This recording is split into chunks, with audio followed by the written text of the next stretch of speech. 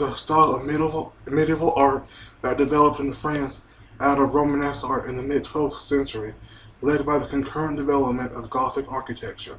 It spread to all of Western Europe, but took over art more completely north of the Alps, never quite effacing more classical styles in Italy.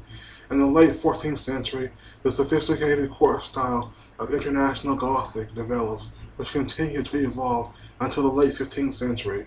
In many areas, especially Germany, late Gothic art continued well into the 16th century before being subsumed into Renaissance art. Primary, primary media in the Gothic period include sculpture, panel painting, stained glass, fresco, and illuminated manuscripts. The easily recognizable shifts in architecture from Romanesque to Gothic and Gothic to Renaissance styles are typically used to define the periods in art in all media, although in many ways figurative art developed at a different pace. Gothic art emerged in Ile-de-France, France, in the late 12th century at the Abbey Church of St. Denis built by Abbot Sergio.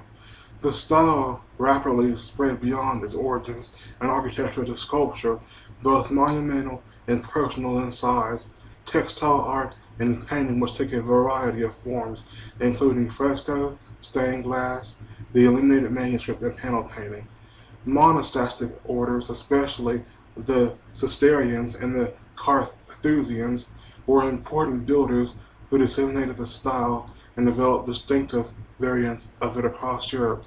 Regional variants of architecture remain important, even when by the late 14th century a coherent universal style known as International Gothic had to evolve, which continued until the late 15th century and beyond in many areas.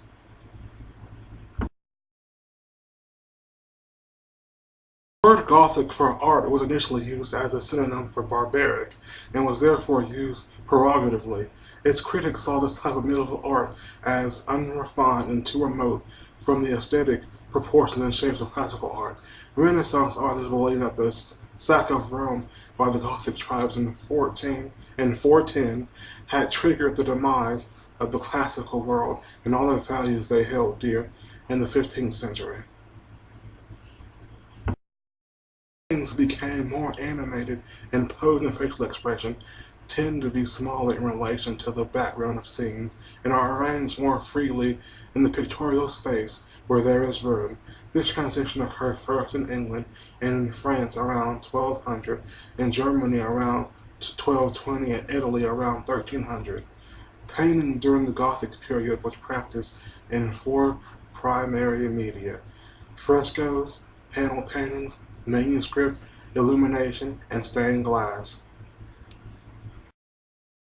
Continue to be used as the main pictorial narrative craft on church walls in southern Europe, as a continuation of early Christian and Romanesque traditions. Among the finest examples are those of the Alumn master from the Danish island of Mull, who decorated the churches of Fane, Jord, Kelby, and Elmlund. Gothic architecture greatly increased the amount of glass in large buildings, partly to allow for a wide expanse of glass, as in rose windows. In the early part of the period, mainly black paint and clear or brightly colored paint was used, but in the early 14th century, the use of compounds of silver painted on glass, which was then fired, allowed a number of variations of color centered on yellows to be used with clear glass in a single piece.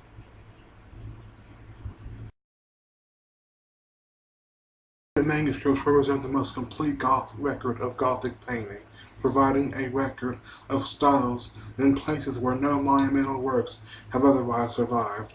The earliest full manuscripts with French Gothic illustrations date to the middle of the 13th century. Many such illuminated manuscripts were royal Bibles, although all Pulsars also included illustrations.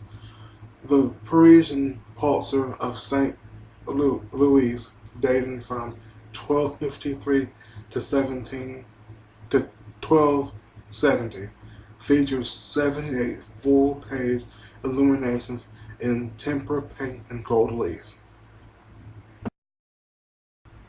Painting with oil on canvas did not become popular until the 15th and 16th centuries and was a hallmark of Renaissance art. In Northern Europe, the important and innovative school of early Netherlandish painting is an essential Gothic style, but can also be regarded as part of the Northern Renaissance, as there was a long delay before the Italian revival of interest in classicism had a great impact in the North.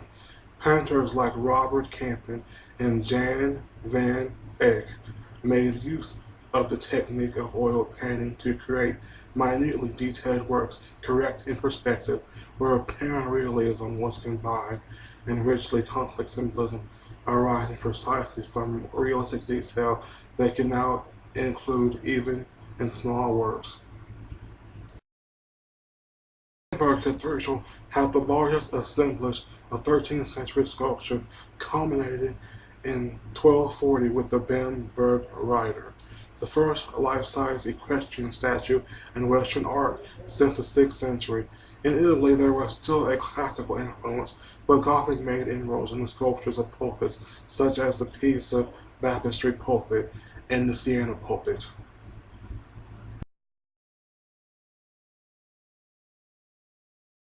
Gothic sculptures, independent of architectural ornament, were primarily created as devotional objects for the home or intended as donations for local churches.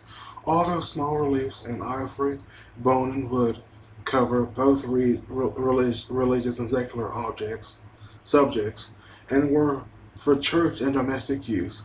Such sculptures were the work of urban artisans, and the most typical subject for three-dimensional small statues is the Virgin Mary along with child.